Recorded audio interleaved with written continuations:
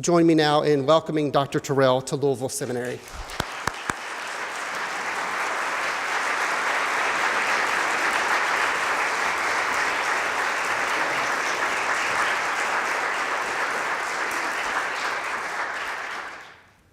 When I survey the wondrous cross on which the Prince of Glory died, my richest gain I count but loss, and pour contempt on all my pride. Isaac Watts, 1707. President Jenkins, Dean Garrett, to the esteemed board members, faculty, staff, students, alums, and all friends of Louisville Seminary and the University of Louisville. To the Grawemeyer family and the Grawemeyer Award in Religion Committee, and to the Reverend Dr. James H. Cone, the father of Black liberation theology, Bill and Judith Moyers, Distinguished Professor of Systematic Theology at Union Theological Seminary in the city of New York, author of The Cross and the Lynching Tree, the distinguished recipient of the Grawemeyer Award for 2018, my mentor, on whose shoulders I stand, and on whose behalf I am deeply honored to give this lecture, The Cross, the Lynching Tree, and the Crosshairs, Racial Violence and American Christianity. The Roman cross on which Jesus of Nazareth, the Prince of Glory, the divine and human one, very God of very God, light from light, suffered and bled and died, is the primary symbol of Christianity. Its myriad representations point to and incite Christians to remember not only his death, but also the life he lived, to emulate the compassionate values he taught, to cherish the poor and suffering for whom he fought, and to expect the victory he wrought over sin and the oppressive power of death. Orthodox and Reformed traditions assert that Jesus' brutal death was a display of infinite unconditional love for the whole world and was a point in history at which the human capacity for violence reached the limits of its imaginable offensiveness to God. Moreover, because Jesus leaned into the limits of his commitment to suffering sinful humanity by dying pro nobis for us, both in our stead and on our behalf, and by rising from the dead, many of us who are gathered here tonight can personally attest that Christianity is uniquely the religion of the second chance in life and beyond the many kinds of social death a human being can experience. That fact alone should make all of our moral choices and our social interactions enlightened ones, committed to being the evangel, to being the good news, to knowing, doing, and being the prophetic and priestly truth that the world desperately needs, has always needed, and will always need.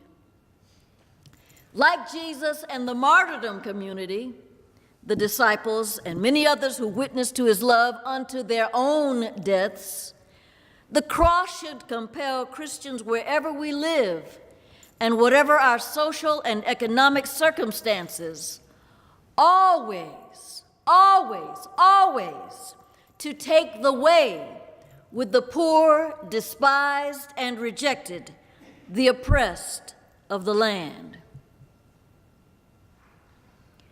Ironically, beginning with Emperor Constantine, whose ecumenical councils furnished the language for the religion about Jesus rather than placed emphasis on the religion of Jesus, the cross, that great symbol of salvation, came to be detached from any reference to the oppression of human beings, the crucified peoples of history, and has been transformed into a non-offensive ornament.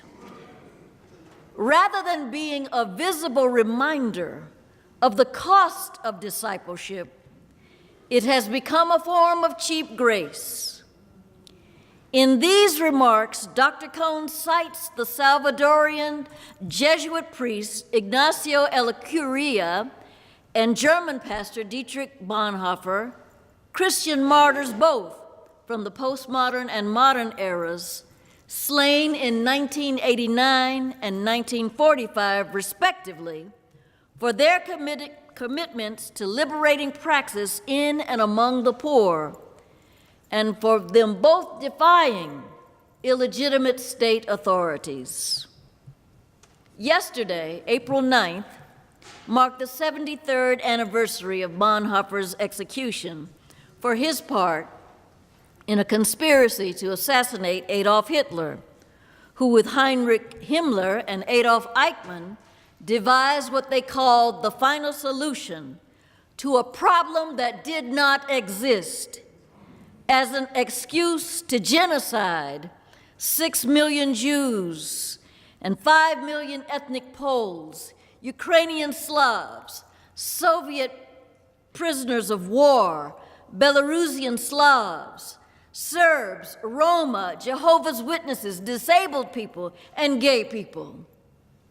It is fitting that we quote Bonhoeffer at length about what God's preferential option for the oppressed in our midst means for Christians, and the gravitas, the seriousness of the Christian responsibility to carry that mission into the world that is currently in our hands.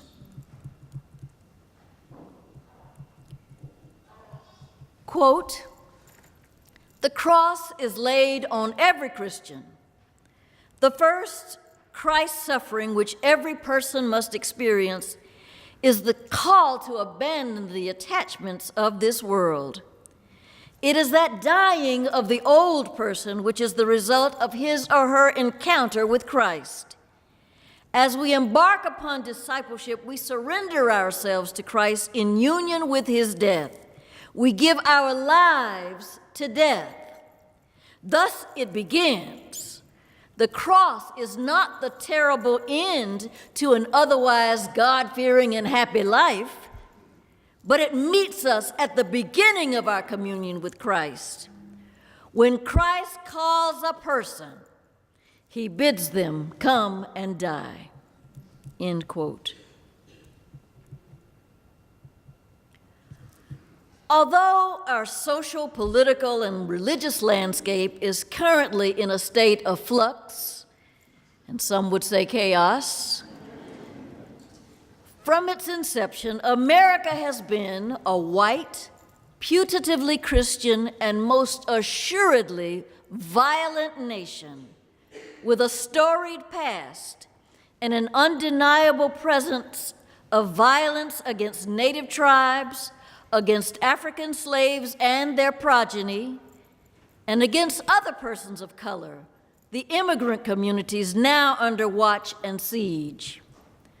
America's identity as a Christian nation is substantiated in the roughly 70% of its citizens who still claim to follow the way manifested in Jesus Christ and that he set forth as a rule of faith.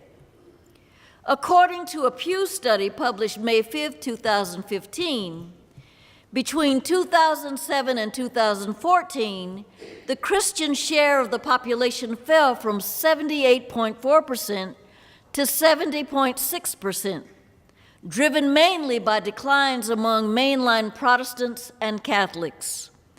Persons unaffiliated with the church, or nuns as they are called, who are a surprising mix of disaffected millennials, Generation Xers, and even baby boomers, experienced the most growth, from 16% to nearly 23%.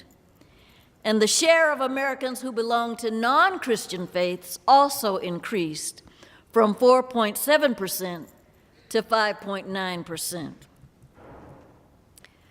While numbers in historically black churches have remained relatively stable at around 16%, I believe there may be some masking of the problem of loss in the black church, and that what stability remains is likely due to the fact that the black church is still literally the only concrete institution that black people own and operate outright without interference from white governance over the way we worship or the content of our beliefs, which may be socially and politically progressive and theologically conservative.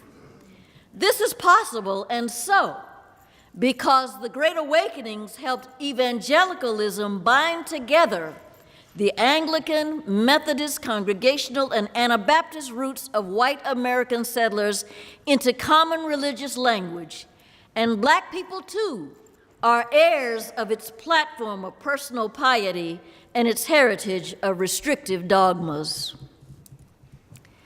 As a black, womanist, spiritually eclectic Christian, I do not know exactly where I fit in according to this limiting template of American spirituality. I only know where I do not fit. The study reports that white evangelical Protestants, the largest group of Christians in the nation, declined slightly from about 26% to about 25% of confessing Christians during this period, but probably increased in terms of real numbers or absolute numbers since the adult population in America increased in the years 2007 to 2014 from 227 million to 245 million. I cite this report to argue that evangelicalism is the foundational Christian expression in America. It is America's civil religion, adumbrated in the fundamentalism and revivalism of the early 20th century, which in their turn and impact spanned the longest period during the lynching era. And I want to say that there is a way in which all Americans are compelled to participate in Christianity's holidays and in evangelical and fundamentalist theological presuppositions, regardless of their affiliation or lack thereof with the church or other religious communities, such as those presuppositions found in the tug-of-war debates over the need for prayer in schools, or for the government to have a say in women's reproductive choices, as if women are not agents capable of adjudicating for ourselves and serving God simultaneously.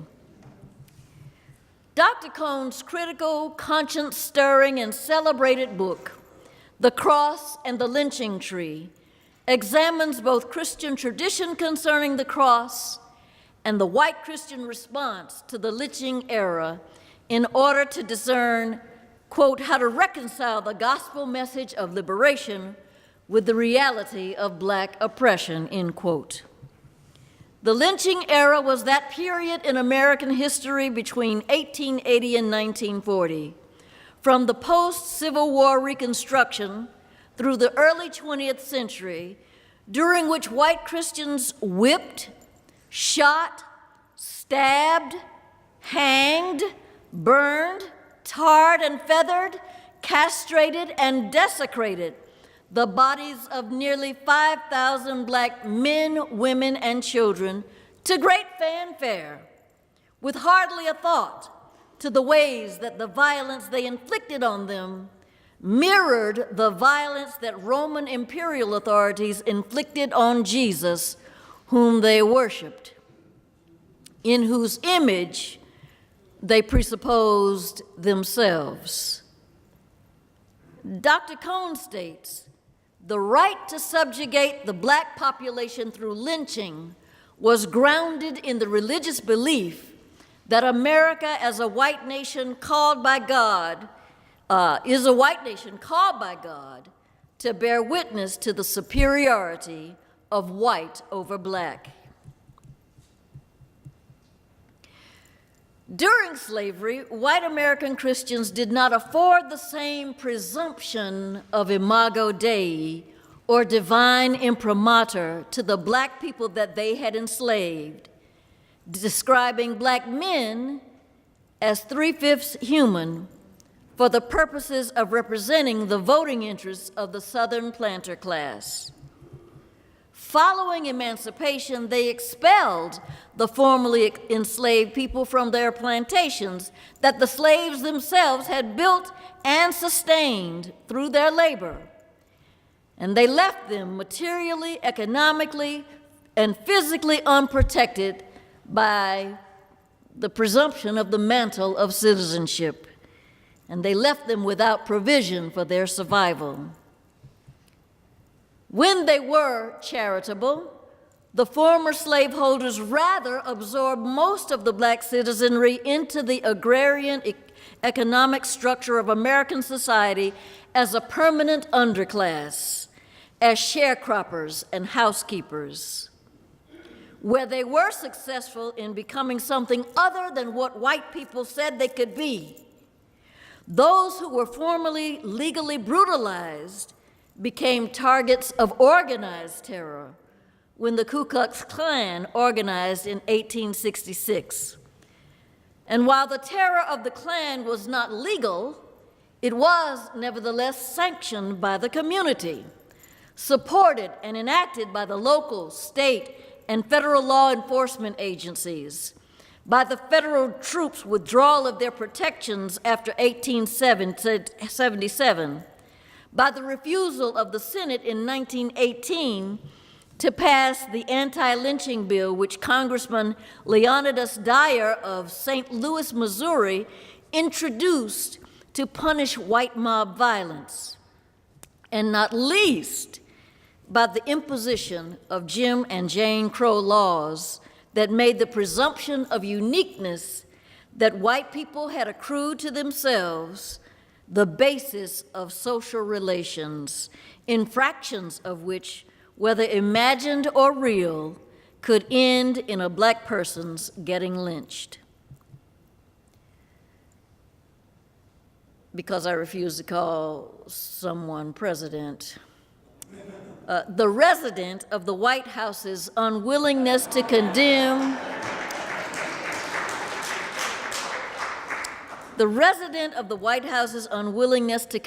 the white supremacist violence in Charlottesville, Virginia during the August 2017 Unite the Right rally and his statement condemning hatred, bigotry, and violence on many sides,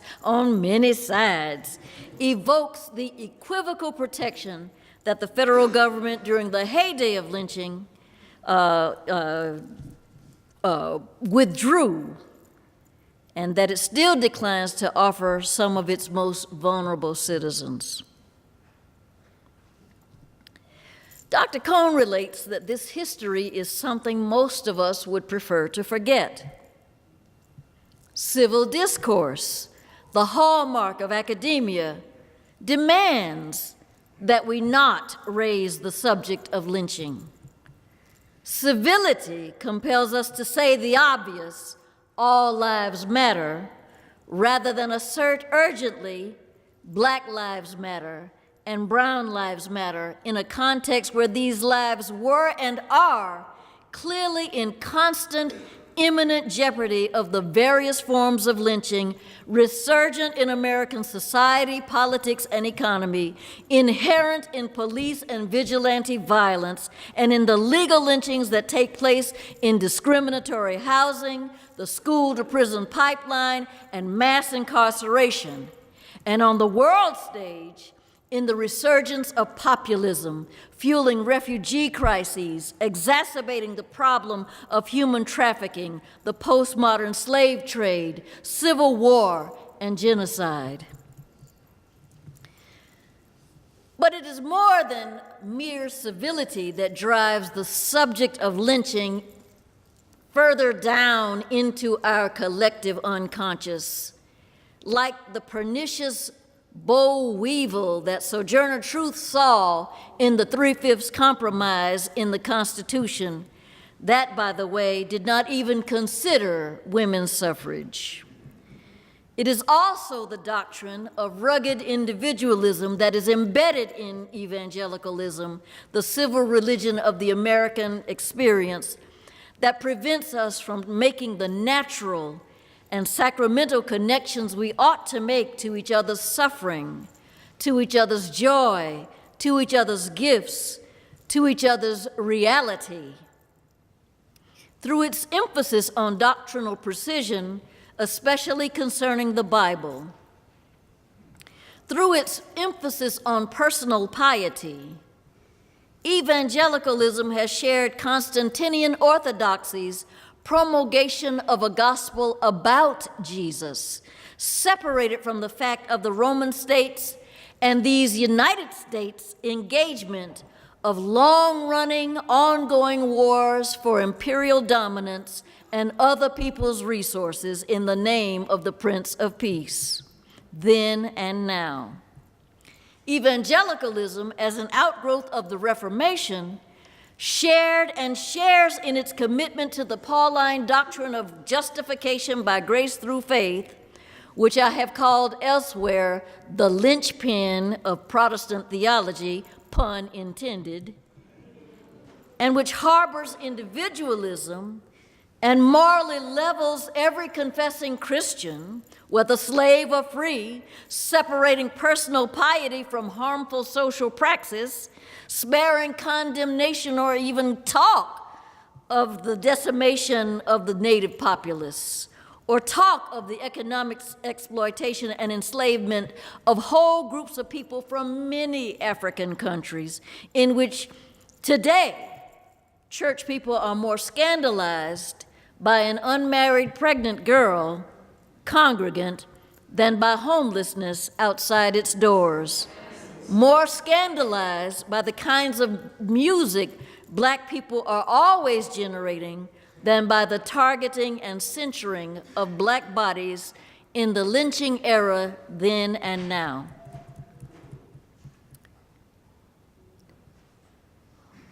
The timing of the 2018 Grawemeyer Lecture follows a series, a near confluence of religiously and culturally significant dates. The anniversary of the execution of Dietrich Bonhoeffer on April 9th, the anniversary of the assassination of the apostle of nonviolence, the Reverend Dr. Martin Luther King Jr. on April 4th, Holy Week, the Ecumenical Church's annual observance of Jesus' death, burial, and resurrection, culminating on April Fool's Day. The shooting deaths of 26 Palestinians and the wounding of 750 others in Gaza on March 30th. The various marches for our lives against gun violence and for sensible gun laws on March 24th in Washington, D.C., and various cities in the United States and throughout the world, following the shooting deaths of 17 students and faculty and the attempted murder of 17 more persons at Marjorie Stoneman Douglas High School in Parkland, Florida on February 14th. An event that brought attention to the disparity between public sentiment for the loss of white children's lives and Black children's lives, which, to the students' credit, they noted to the watching and grieving world. The march was preceded by the police shooting death of one Stephon Clark in Sacramento, California on March 18th. But in actuality, 348 others have died at the hands of police, most often having been hit by gunfire, but a few having been hit by taser between January 1st and April 8th 2018. Forgetting these things and not connecting our ongoing struggle against lynching to the wider cosmic struggle for a just world should never be options for Black people. To do so would dishonor the memory of Jesus, whom Cone describes as the first lynchee, but whom I would describe as the first lynchee whose death mattered, because there were many executions by Roman government, even 2 on the same day with Jesus.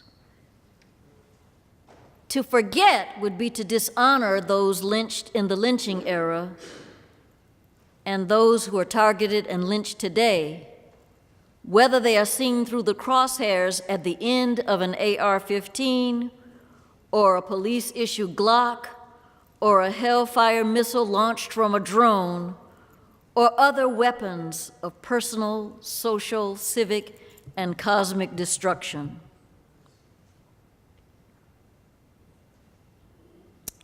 The death of prominent, even iconic, and he would probably resist that characterization of himself, evangelical Christian preacher, the Reverend Billy Graham, on February 21st at the age of 99, while significant, did not make this list because his sunset was markedly different from the violent, blood-soaked ends and images that attend these other events in 1st and 21st century Palestine and in 21st century America.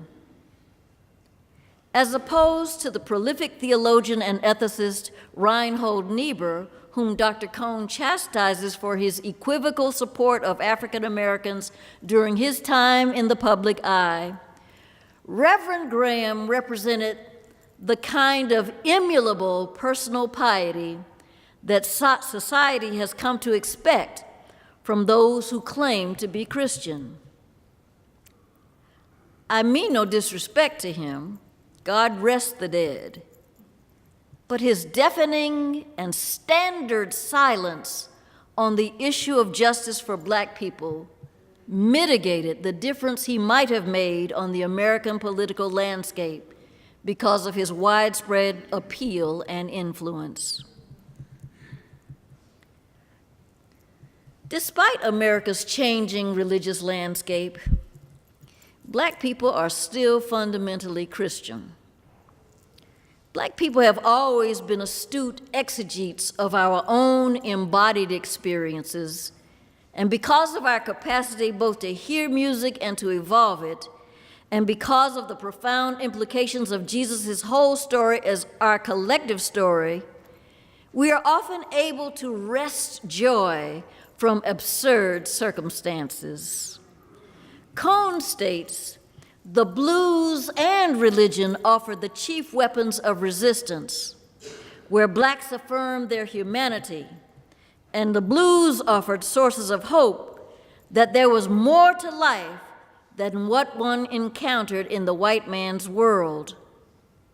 Blues singers lifted African Americans above the troubles by offering them an opportunity to experience love and loss as a liberating catharsis. The blues reflect the endemic capacity to live, the dialectic of despair and hope, and a way to assert loudly and exuberantly their somebodyness.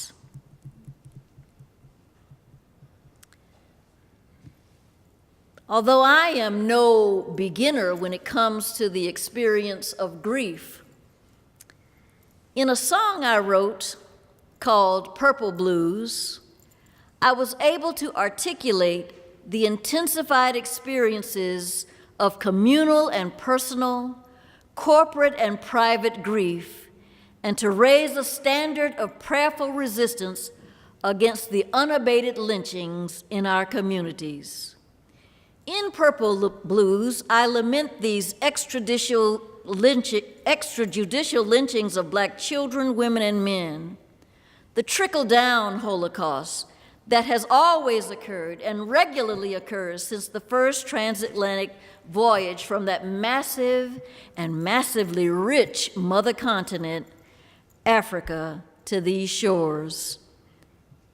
That trickle-down Holocaust that acquires fresh momentum with each black, brown, and white life lost in each mass shooting and each school shooting, perhaps as an unintended consequence of the failure to, well, regulate America's multiple militia groups, militia-minded individuals, and the failure to rein in the excess pandering to the Congress by, in my opinion, the odious and profiteering NRA. Naming is power. And in this song, Purple Blues, I express my will to be with my particular community of identity and accountability, which innovated spirituals, jazz, and blues, generating distinctive art out of our African heritage and our American experience.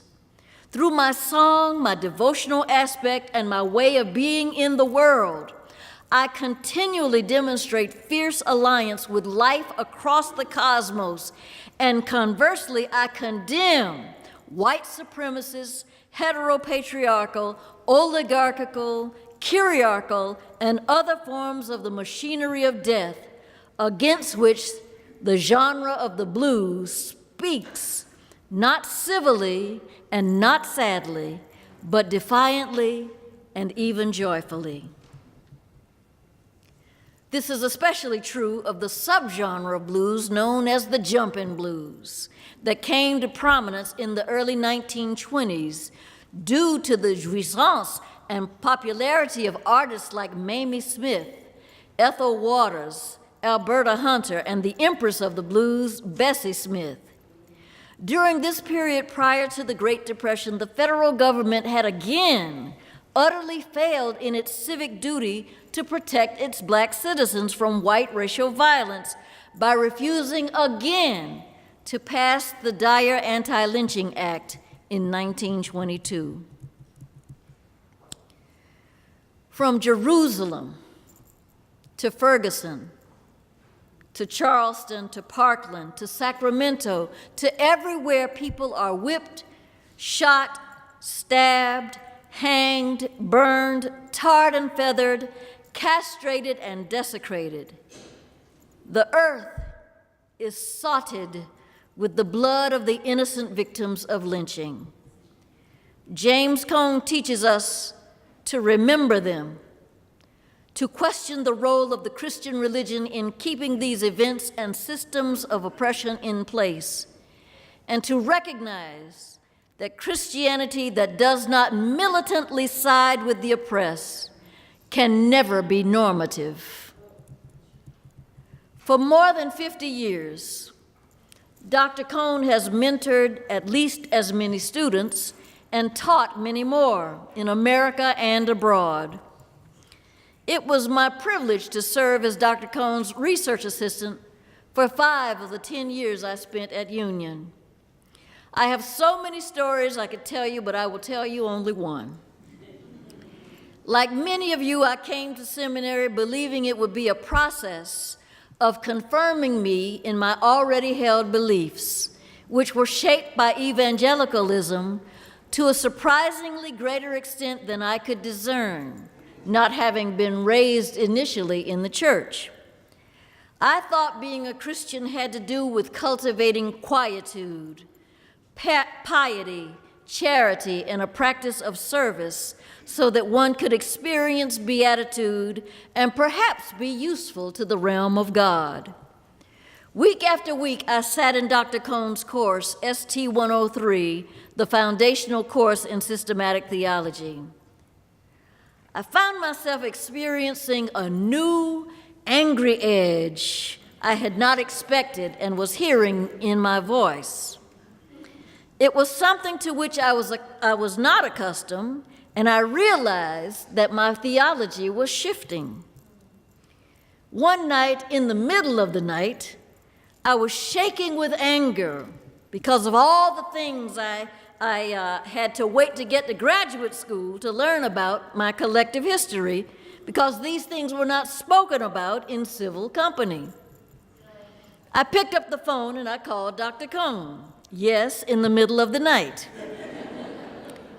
He answered, and with tears in my eyes and in my voice, I told him how angry I was. He listened attentively, and finally, graciously, he said to me, "JoAnne, your anger is going to save you."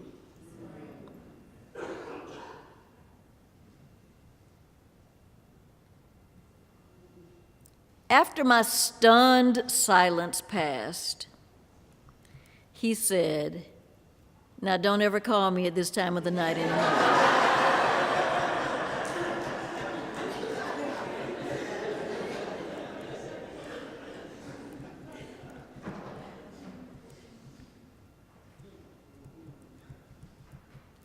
So that is my strong advice to you, that you find your anger about these things, that you not let guilt short-circuit your efforts to find and do the truth.